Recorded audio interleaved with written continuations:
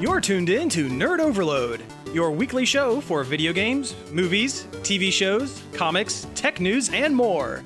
Now your hosts, Cody Pennick, Samantha Cross, Sam Dunham, and Josh Harrison. Hey everybody, welcome to Nerd Overload, the pop and geek culture show where if you threw a party and invited everyone you knew, you would see the biggest gift would be from us, and the card attached would say, "Thank you for being a friend." I'm Cody, and I'm the Sophia of the group. I'm Sam, and I'd like to think I'm the Blanche, but I'm probably the B. Arthur. The Dorothy. The Dorothy. I guess I'm Betty White. I outlast you all. Oh, we have a great show for you this week. Thank you all for tuning in. We have a bunch of news to go over, but first let's talk about some things we have been checking out. Check it out!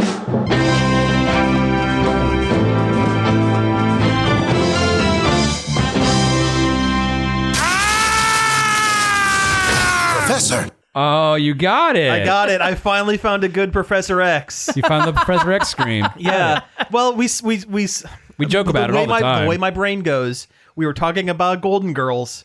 Professor X is also old. There you go. I had to look up the lyrics to the theme song because I couldn't remember one of the lines.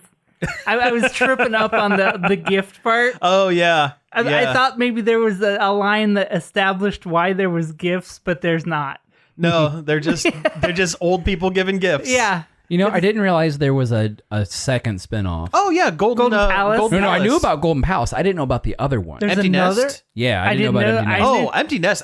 Empty Nest was big. It was on for like 5 or 6 seasons. I didn't know Empty Nest. What is this one about? It was just a side character of an episode or two of Golden Girls. And it's about an older couple and their kids leave the house because they're older, and hilarity ensues because it's a sitcom. So it's barely barely. No, it was, I would say, less of a spinoff and more they used Golden Girls as a backdoor pilot for Empty Nest. Because Golden Palace is definitely. Oh yeah, Palace is it's all about Blanche and opening the hotel. Yeah. Blanche and Betty White and Sophia. Rose is Betty White's Rose is character. Betty White, Yeah. And Don Cheadle's there. Yeah, I remember Don Cheadle. Yeah, I remember it's the like one of episode- the first things he's Yeah, had done. I remember the episode where Blanche tried to put up a.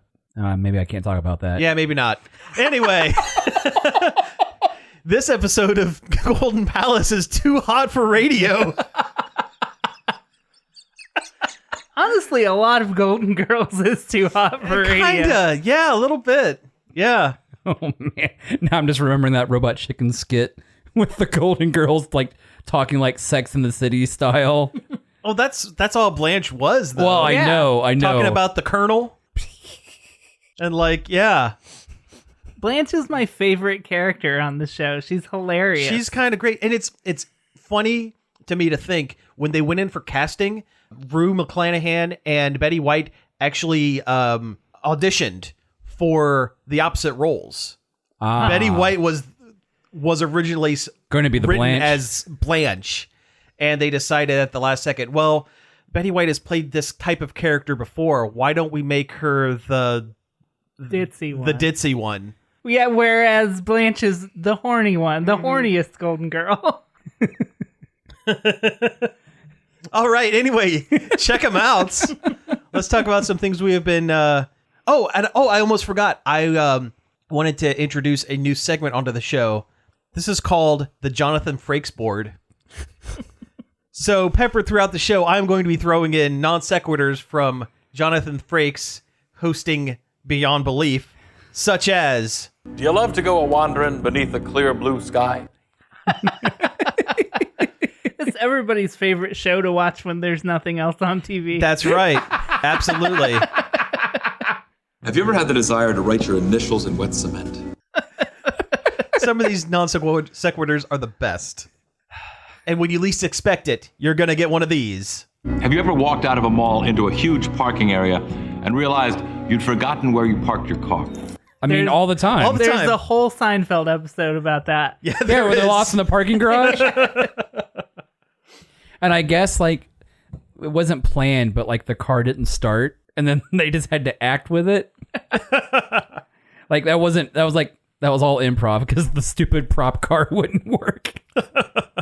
Let's see. Check them out. Yeah, you just came back from a trip. I did. I mean, there's no...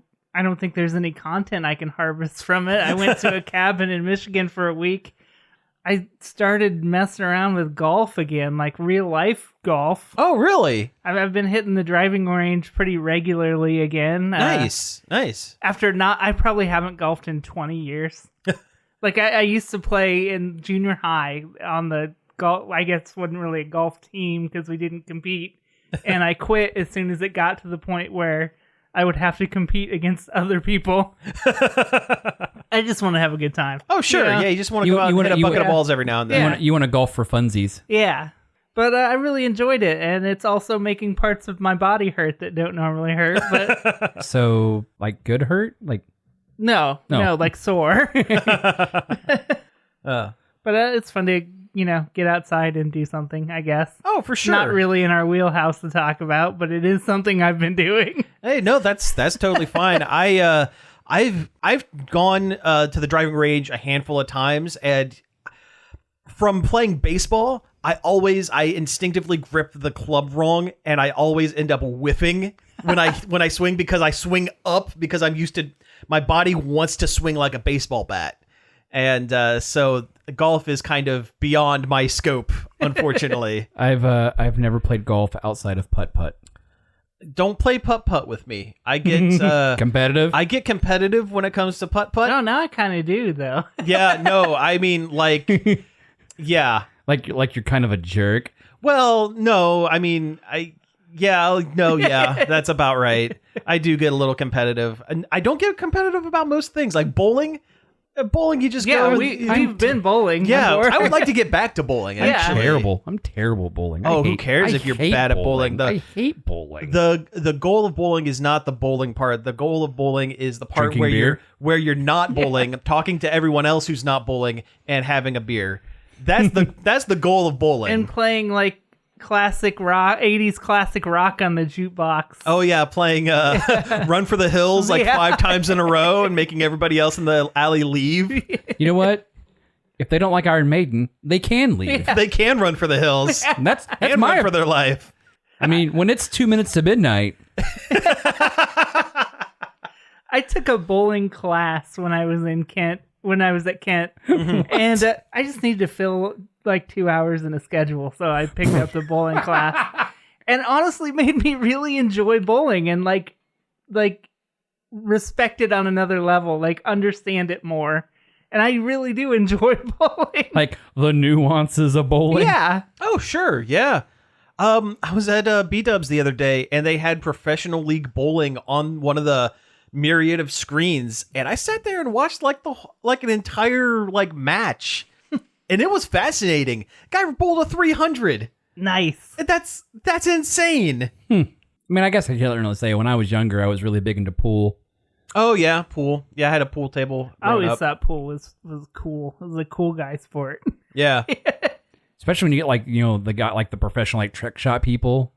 See, I'm not a trick shot no guy, but I am deceptively good at pool. I have in a past life successfully hustled a few people with pool. My grandpa Pinnock, who has passed, but he apparently was a huge pool hustler back in the day, which is so cool. Now I'm thinking of that episode of Fresh Prince. Oh yeah, Uncle Phil comes in and hustles the hustlers. Yeah. Yeah. That's a good show. Get me Lucille. Yes. And he pulls that freaking professional pull stick out of like from out behind his coat. Yeah, out of nowhere. Yeah. Oh crap! Did you guys watch Black Widow? No. Yes. Did you talk about it already? Nope. Very briefly. Very briefly, non-spoiler talk. We could probably talk a little bit. I don't know how many spoilers you can actually do with Black Widow because it fits in. Yeah, in the middle of the time. Yeah. There's a couple details that it fleshes out. There's a couple that we can kind of, yeah. So what'd you think? What did you think of it? I really enjoyed it. I thought it was really good. It was nice to be back in a movie theater again. Yes. It was a movie worth going to the theater to see. I agree. It was cool. It should have came out 10 years ago. That's the biggest takeaway I had with it. Yeah, I liked it. There were a couple of things that maybe didn't quite hit quite as hard as I had some issues with it. We talked about it last week, briefly. Kinda.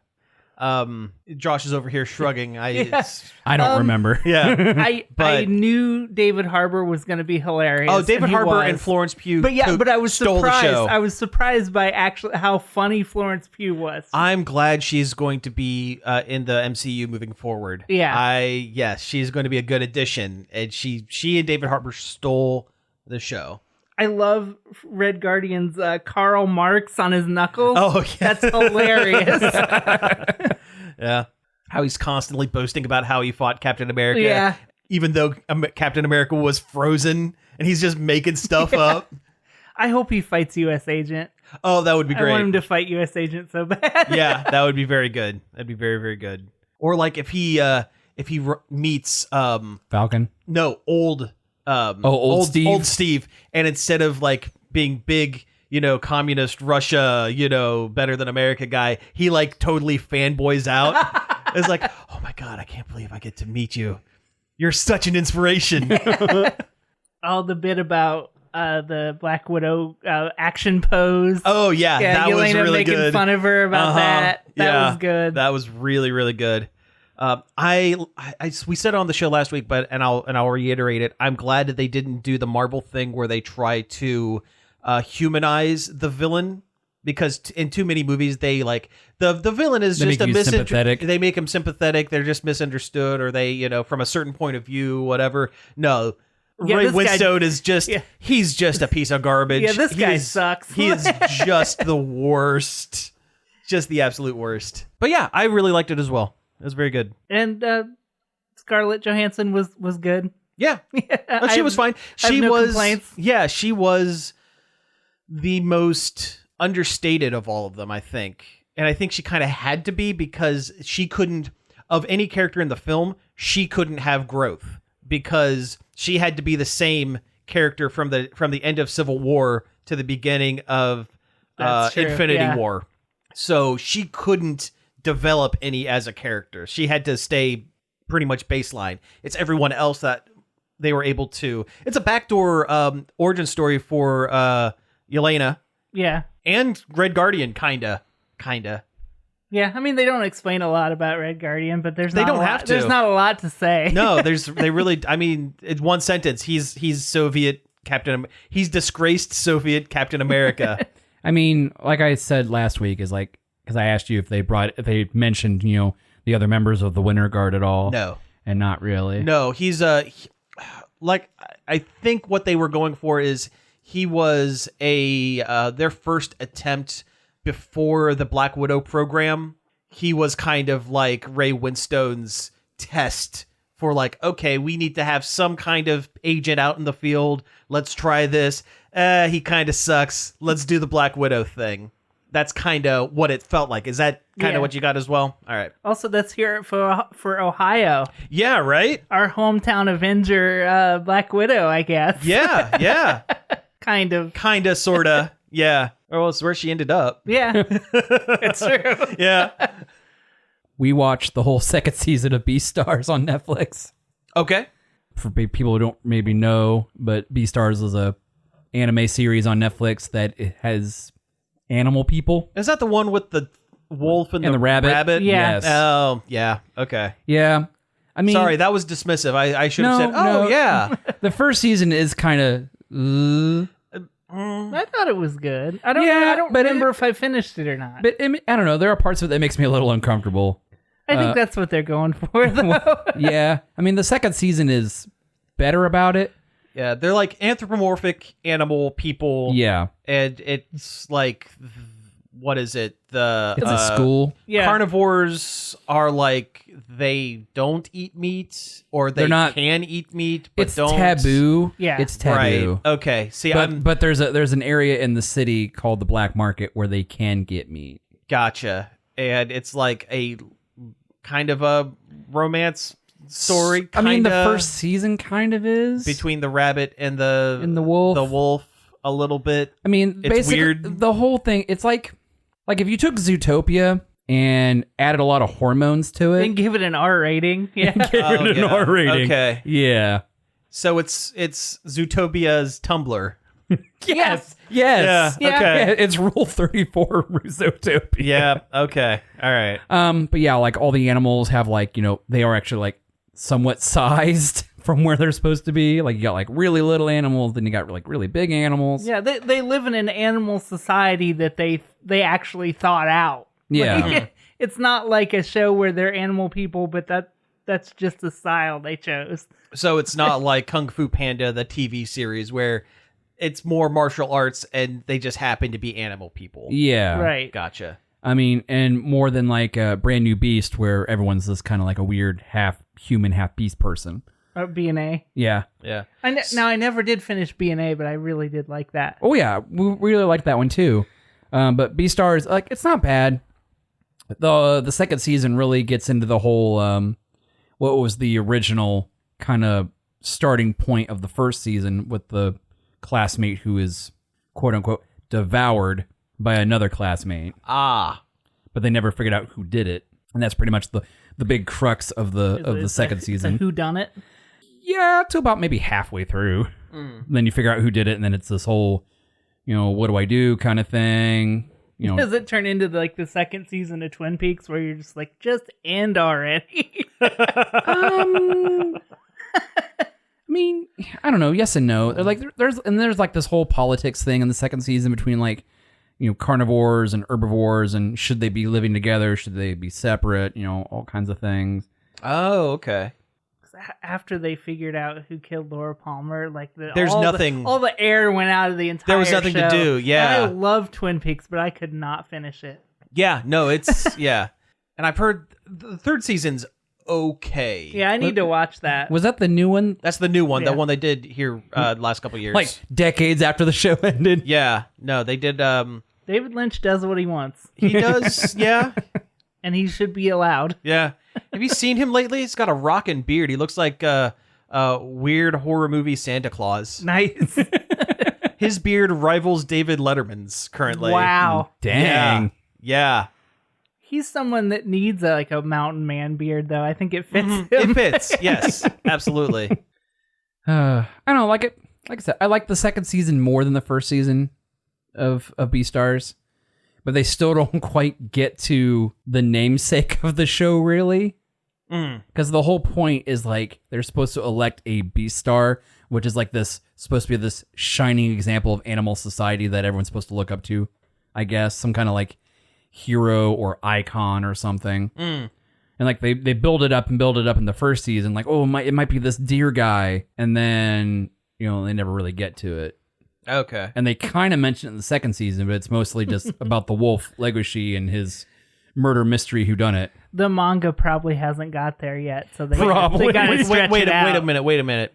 The wolf's name is Legoshi? Legoshi, But not like C. Bella Lugosi. It's spelled different. Spelled different, but SHI. Legoshi. It's Legoshi. Legoshi. right. But that's what they're referencing, though. No. Right? No. Okay. I don't think they're trying to reference the Wolfman. It's a Japanese name. Okay. Because I don't know. That's the first thing that my brain goes to is like, oh, they're referencing the Wolfman because he's a Wolfman. Okay. That's cool. I mean, there are a few wolves in the show. Well, maybe no, I don't. Maybe I don't. I don't know. I don't know. The deer's name is Louis, but then when you see like his name in like newspapers and stuff, and they have a little translation at the bottom, it starts with an R for some reason. Well, because but there's no L in it. Yeah, that's a Japanese. Yeah, there's that's a thing. There's no one of those sounds doesn't. I think the L sound doesn't exist Right. Yeah. in Japanese Yeah. Or they get reversed. or something like that. Yeah. I don't know. This is my incredibly uneducated. Well, I'm just going from context of watching Japanese Power Rangers in the train season. The Red Ranger's name is Light, but everyone calls him Right because the L and the R's are reversed. But Luigi often gets called Ruigi. yeah. but in oh shoot, the Pirate Sentai. I can't remember the name of it now. Oh, Gokaiger. Gokaiger. There's the Yellow Ranger. Her name starts with an L. Luca. Yeah, they don't call her Ruka. I'll bet they do. No, they don't. But They that's don't? because they are taking they are purposely taking a name from another country. Oh, okay.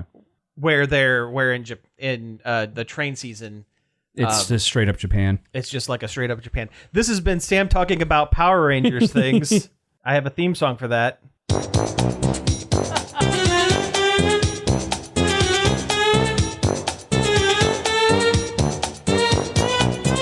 Vulcan Skull don't exist in Japan. It's true. I've been playing the Skyward Sword remaster. that Oh came yeah, out. how is that? It's very good, and it made me realize I don't remember anything about Skyward Sword at all. I don't know why, because I played through about the whole thing. I think the only thing on the original Wii version I didn't do was beat the final boss. Man, that's me in Breath of the Wild. Yeah, yeah, same. But I don't remember any of it, and it's enjoyable. I mean, it's not the best Zelda, obviously, but Sure. it's not the worst. It's a good time. How are the new controls so you're not doing motion controls? They work. Oh, okay. They're functional. I feel like if you use the motion controls, you'll probably have a better time overall. Yeah. Because that's how the game That was designed. Sure. But sure. the stick is passable. Like, you'll still hit your swings and stuff. That's cool. The only thing that stinks is, like, there's a free camera now, but you have to hold down the L button to move the camera. Oh, geez. Because that stick is also the sword. Oh, okay. Oh. And it really should be the other way around. You should only be holding that down while you're using the sword. Yeah. That sounds, yeah. Yeah, makes because you can sense. either free camera or you can like do the thing where you move it directly behind Link by pushing a button. Mm-hmm. And it takes a little bit of getting used to. Mm. But it works fine. I just wish that it was either a toggle for sword or camera, or that you held it down for the sword instead of the Press camera. L for sword. Yeah. Kind of like the old lock on. But it holds up better than I thought it would. That's good. I always thought that game kind of got a bad raw rap. deal. Yeah. I mean, it came at the end of the Wii's life. Yeah, when everybody was sick to death of motion controls. So. Yeah. I mean, it kind of happens when you have the Zelda that's at the end of the console's life. Mm-hmm. I mean, it was like you had Twilight Princess at the end of the GameCube, beginning of the Wii, and then you had Skyward Sword, which was end of the Wii, beginning of the Wii U. It's gorgeous too. It's a gorgeous game. Oh, did they really smooth it out? It looked good before. Now it looks even better, but it has that like impressionist painter style, which works really well when you have low res textures like the original did, but still looks really good upscaled too. That's good. But if you like Zelda games, it's worth a pickup. Oh, cool. It's not bad. Yeah. I've been watching the new season of Holey Moley too. It's the game show that's part Wipeout, like part Japanese game show, part mini golf competition. Oh, wait. Oh, I think I've seen a trailer for that or a commercial for that. I have not. It's very good. It's like my favorite TV show right now. So it's got like Wipeout style obstacles? Yes, and also they play mini golf. Huh. So like one hole, they've got like a line of porta potties, for example, and you have to putt down this narrow bridge in front of the porta potties and set your line for the next shot. But then you have to run in front of the porta potties after the light turns on, and they'll open the doors and try to knock you into the water below. Oh, Like wow. Wait, okay, so like it's- a Takeshi's Challenge. I was going to say, kinda. yeah, Yeah. Takeshi's Castle. Yeah. Or yeah, Takeshi's Castle.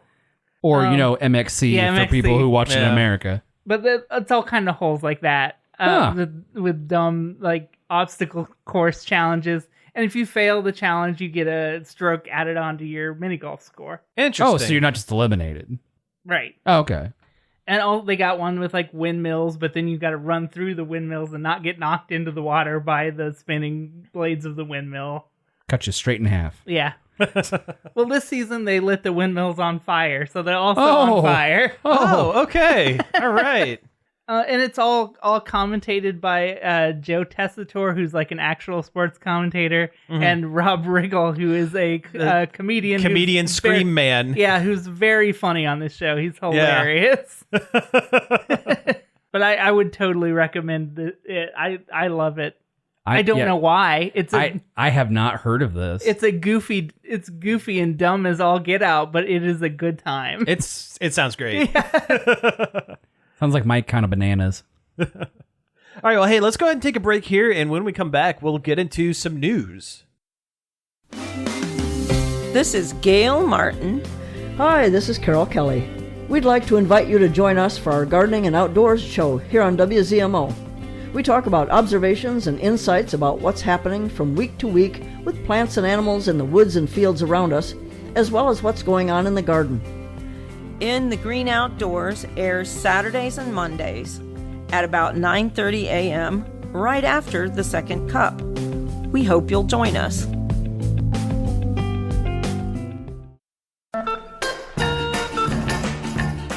Hello, I'm Ben Vaughn, the host of The Many Moods of Ben Vaughn, heard every Saturday night at 8 p.m. here on WZMO 104.7 FM. We span many decades, many styles, and many moods on my show.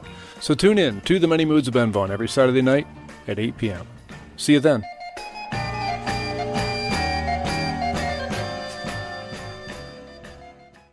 Hey, we're back. That was some hot advertisements. That's right. It's a made-up tale. He's a real negative Nancy today. He really is. Frakes, do you have anything else you'd like to ask us? Do you have a pet? I mean, yeah, I have a few. Yeah.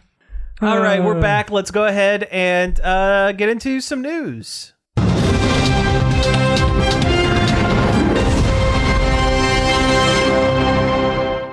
McClunky. Dang it.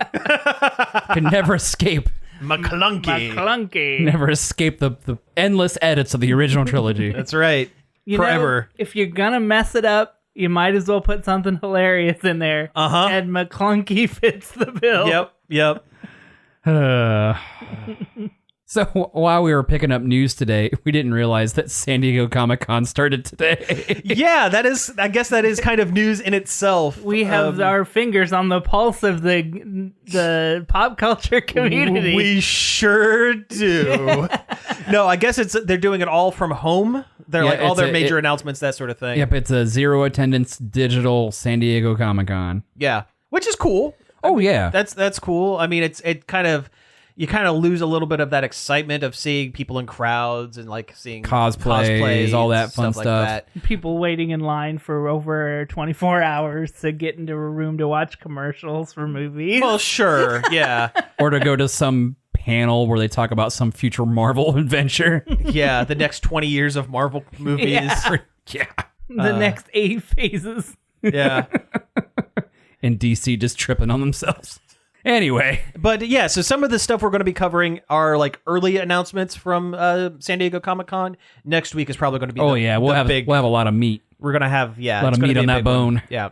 So we have some stuff here to talk about. So what do we want to start with? What we're saying is the news this week, a little skimpy. Come back next week for a more diverse assortment of news. This week is the amuse-bouche for next week. Come hungry. Yeah, come hungry, leave happy. Eating good in the neighborhood. When you're here, your family. I was trying to think how to work that one in. No one out pizzas the hut.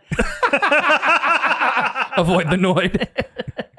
Anyway, they're doing a remake of classic space horror shoot game Dead Space. Yeah. The folks at EA. I mean, it's fine. There hasn't been a Dead Space in a minute. Yeah, and it's a really good franchise I really liked. I never actually played the third one, but the first two were really good.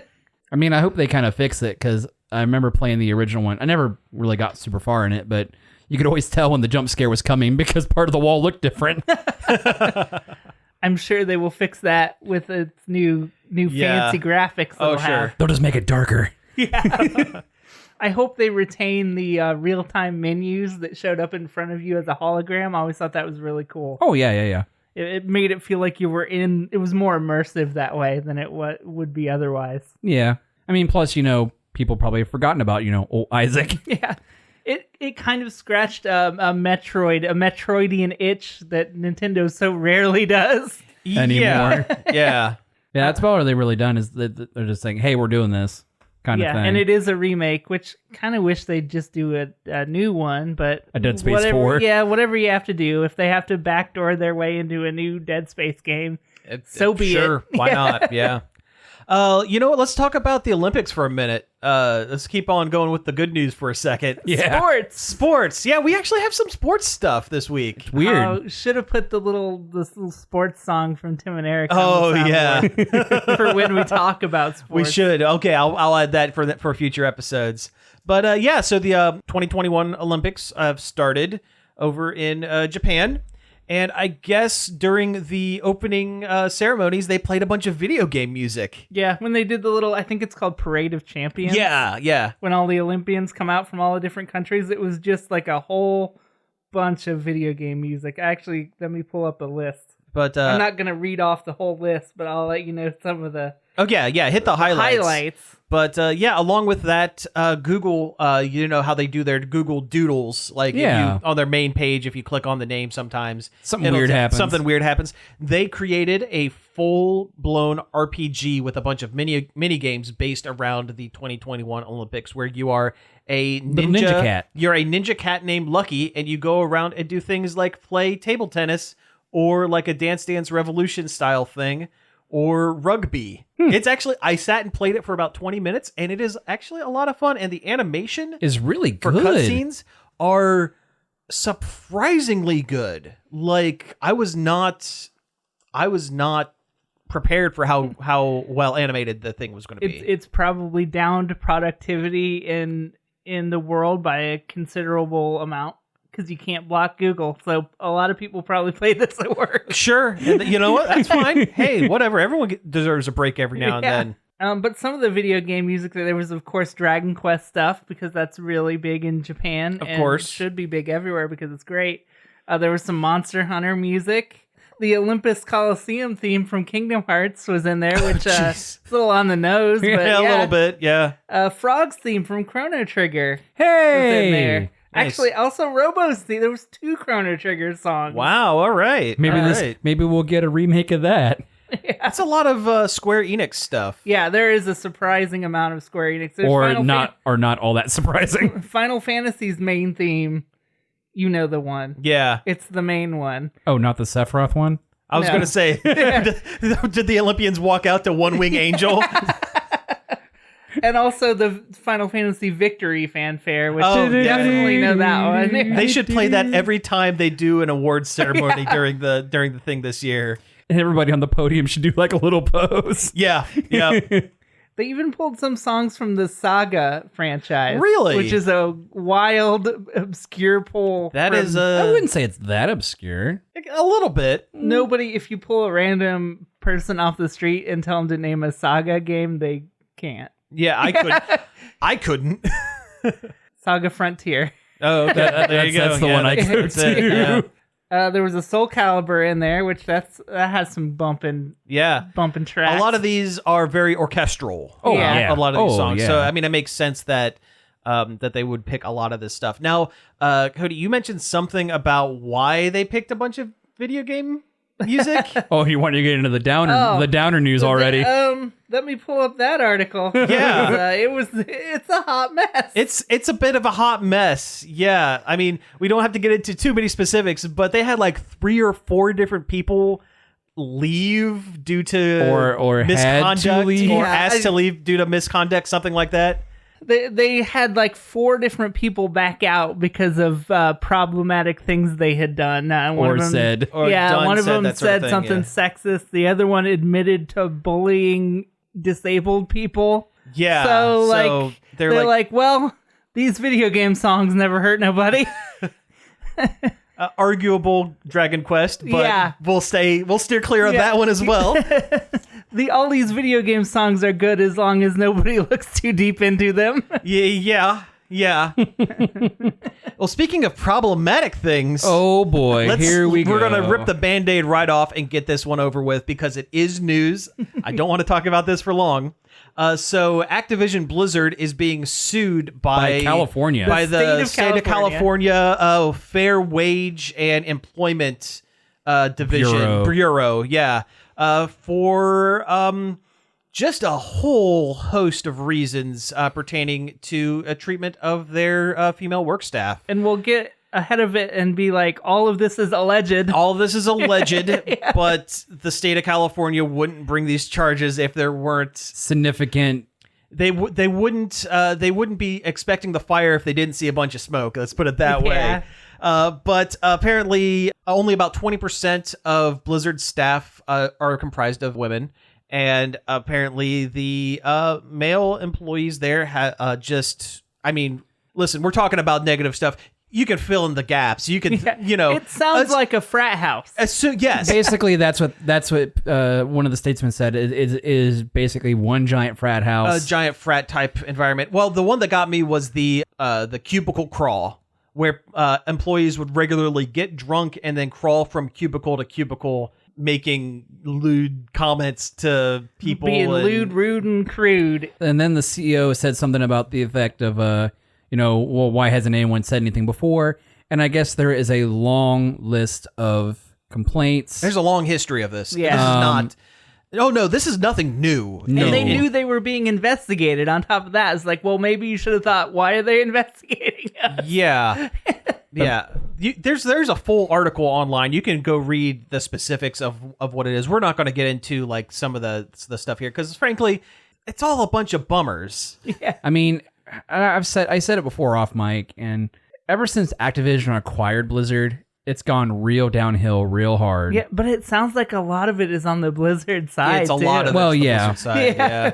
I mean, it's an old school video game company that's been around for a long time. Yeah. Not saying it's okay. Yeah, it's not an excuse, not, but I'm not surprised that it's a big old boys club. And frankly, Blizzard is getting hammered with this, but this is not unique to Blizzard. No. I mean, if you look closely at just about any game dev, major AAA game dev environment, with a few exceptions, you're going to see this kind of activity, and it's not cool, frustrating, and hopefully this is kind of a wake-up call, a part of a turning point. But I'm also a little concerned that Activision's awfully big, and they do have an awful lot of money behind it. Yeah. They could just bury it. This could just disappear after a while, and it goes back to status quo. And I don't want that to happen. Yeah. No, a lot of the big time Blizzard original guys left. Oh yeah, they're not too gone. long ago, so- They're gone. Yeah. Like one of the co founders is gone. If not both of them. Chris Metzen's gone. Jeff Kaplan, the Overwatch guy, just left. Like I want to say 6 months ago. Well, chances are he probably saw that they were starting to be investigated and was like, either bye, I would rather not be around all of this, or I am trying to hide something. One or the other. It's hard to say. I hope not, because he seems like a nice guy. Yeah. My big thing, like ever since like the Hong Kong protest thing and the way Blizzard handled that fiasco, I've lost a lot. Like, well, that's a lot of the Tencent backing. Yeah, Activision. They're all beholden to their Chinese masters. Yeah, unfortunately, Tencent is the largest media conglomerate in China, and they have their fingers in a lot of pies, including the video game world, and that's Activision. And it's weird. Plus, the it's last weird. few projects Blizzard's put out have not been great. No, they've been kind of on the ropes lately, and this is really hitting them while they're down. It kind of is. Hopefully they can make the corrections and bounce back from this, but I'm not sure I want to give them any more of my money. Oh, no. No. Like, I'm not going to pick up the Diablo remake. Oh man, I want that, but I don't know about that now. Right? Yeah. Oh, that hurts. I mean, yeah. I know and then the Warcraft 3 Reforged, which I was really excited about, was just a hot mess all the way down. That was a mess. I mean, and then, who knows when Overwatch 2 is ever going to happen. I've honestly lost all interest in Overwatch. It's been too long. Yeah, they waited too long. They didn't do enough with the base game to keep me interested, and now it's been too long. I don't care about the second one, really. Yeah. Nope. Yeah. Okay, so moving on to some other stuff. There was a teaser for a new Netflix animated series, Samurai Rabbit: The Usagi Chronicles, and it is based off of the Stan Sakai indie comic Usagi Yojimbo. who also made cameo appearances in Ninja Turtles. In multiple friend of Ninja the Ninja Turtles. Turtles. Friend of the Ninja Turtles, yeah. He's never had his own animated series, which is weird. really surprising. Because he's had a ton of toys. You would think that they would have spun something turtle like the 90s, the 80s Turtles off into Usagi Yojimbo. I mean, he pops up in the 80s Turtles. He pops up in the 2000s Turtles. Yeah, that was and he has a fairly major role in later seasons of the 2000s Turtles. And it's an easier concept to swallow than Teenage Mutant Ninja Turtles as a whole. He's a rabbit samurai in feudal Japan. Yeah. Done. Boom. Yeah, from a whole world of anthropomorphic animal people. Yeah. And it's like his best friend is like a rhino, is like a Zen rhino man or something like that. Yeah. And he just looks cool. It's a cool design. Oh, yeah, sure. His ears are tied up in a top knot. Yeah. It's awesome. And I'm looking forward to it. We saw a little bit, just a very brief clip of an animation test, basically. And it's CGI, but it looks almost as though it was Stop motion. So they kind of put the jitters into the it's movement. It's a little jerky. Mm-hmm. And it looks great. I think it works. I kind of wish it was 2D and just straight up like Stan Sakai art animated, but it's expensive. I get it. Yeah. Also, I wish they would have just named the series Usagi Yojimbo. Instead of Samurai Rabbit. Yeah. It's like, we get it. We know what that means. Yeah. They're kind of like pandering to the lowest common denominator. Well, I guess that makes sense. I remember reading something about this like a while ago when they first announced it. I think it's supposed to like take place after, though. Like Usagi's like in it, but it's more about his descendant, I think. Oh, I hope that's not the case. Yeah. I mean, I could be wrong, but it's something I remember reading a while ago. Okay. Let's see. We have a couple more trailers. Star Trek Prodigy. Yep. The new trailer dropped for the new, more kid-centric Star Trek series. Kind of a weird choice to do a crossover of Star Trek and the 90s industrial band Prodigy. You were just waiting to make that joke, weren't you? Yeah. So this is a Nickelodeon animated series. Yep, it's a Nickelodeon-backed series. I'll be honest, up until the point where they find the Federation ship, it did not look or feel like a Star Trek series at all. It felt like Star Wars. I mean, we've said that, when they initially showed the art, that it looked like just random Star Wars aliens. Yeah. But hey, it had Janeway, and that's cool. Yeah, I mean, we know she's going to be in it, but all you get in the trailer is a voiceover, so we don't even know if it's physically her or a hologram manifestation of her. Oh, it's going to be a hologram, and she's going to bang out all of her lines, in a line readings in a weekend. In 3 hours. Yeah, but you know what? It'll be enough to tie it to Deep Space Nine. Is it Deep Space Nine? Voyager. Yeah, sorry. Deep Space Nine is the Cardassians and Cisco. Angry Cisco. Who hates Picard. Oh, he hates him but so much. But to be fair, he has a very valid reason to hate Picard. His wife was killed by the Borg. Oh, that's right. When Picard was still the cutest. Yeah. The cute sounds like you said the cutest. Picard the cutest. Just the cutest. His little bald head. Oh, you want your Earl Grey hot. But I think Star Trek is a great vehicle to like teach lessons to kids. It is, yeah. About acceptance and like the world. I mean, that's like, the shining example of Star Trek. I mean, that's Gene Roddenberry's goal from the beginning. Yeah, and I hope this show upholds that, but I don't think they'll probably just be an alien that farts. Well, you're going to have a little bit of that because you got to sell the toy. You got to sell the farting alien toy. But I'm sure they'll work in some, messages and stuff into the show as well. As much as I love Star Trek, a lot of Star Trek things in the last handful of years have not felt the most. The J.J. Abrams Trekkie. They Trek don't stuff embrace is not the themes of Star Trek in any way, shape, or form. Really, They don't. It's like Star Wars with a Star Trek skin on it. Yeah. I mean, don't get me wrong. I love Star Wars. I really do. There's room for both. There is absolutely room for both. But I mean, I feel like we've gotten away from the shining, I guess, lessons of Star Trek, the intellectual part of it. The utopian ideals. Yes. I miss classic Trek where they were more horror show episodes than space shows. It was just that it happened to be set in space. Yeah.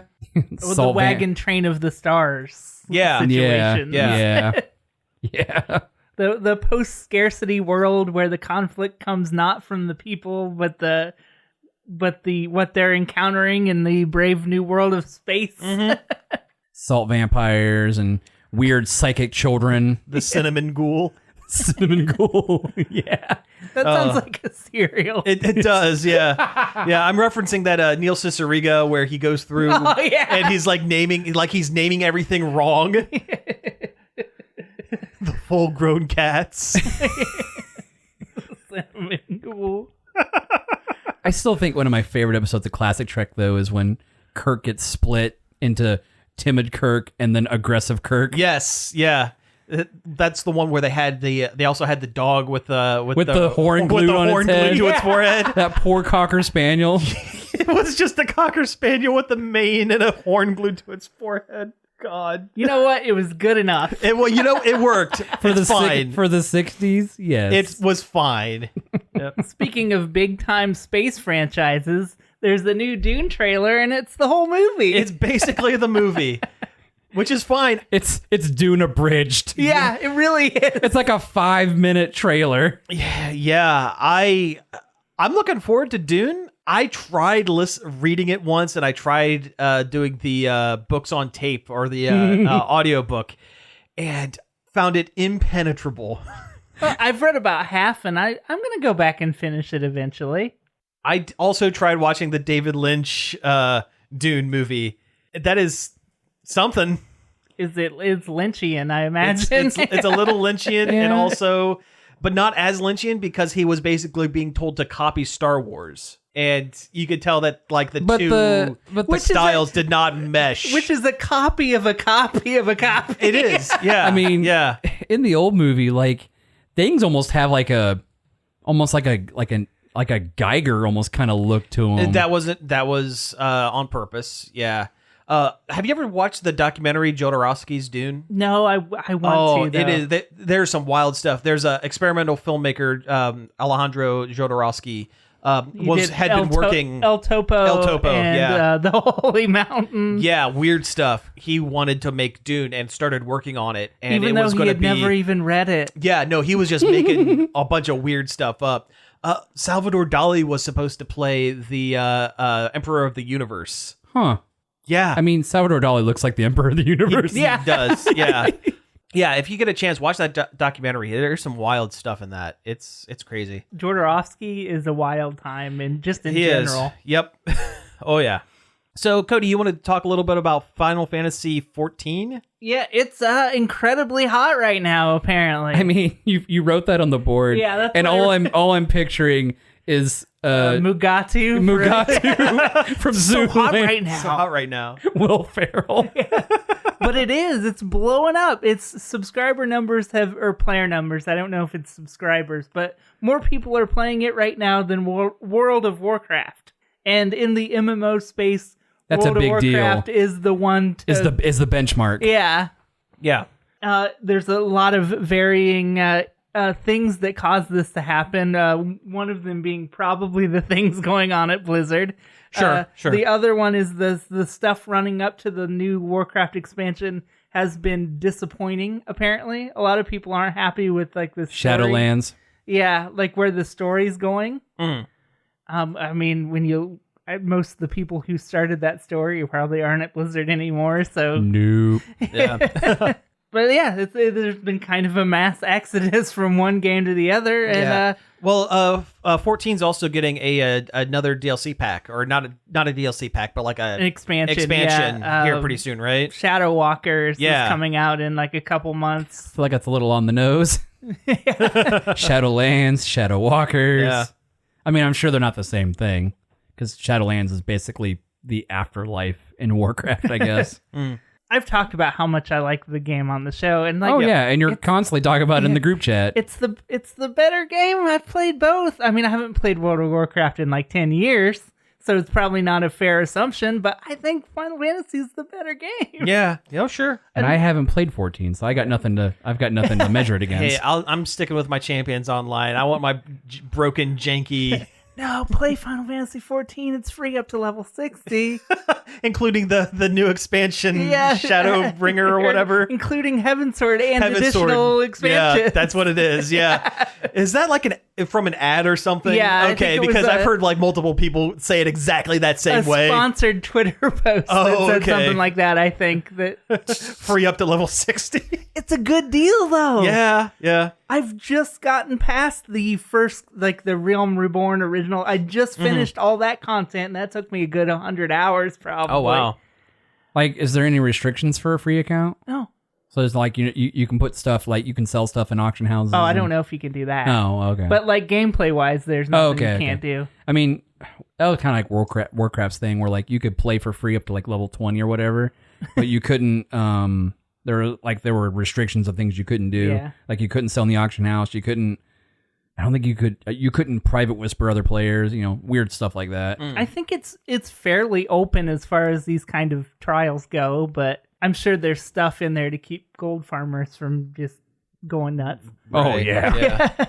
Hey, one last thing before we wrap up the show. There was something about Genshin Impact?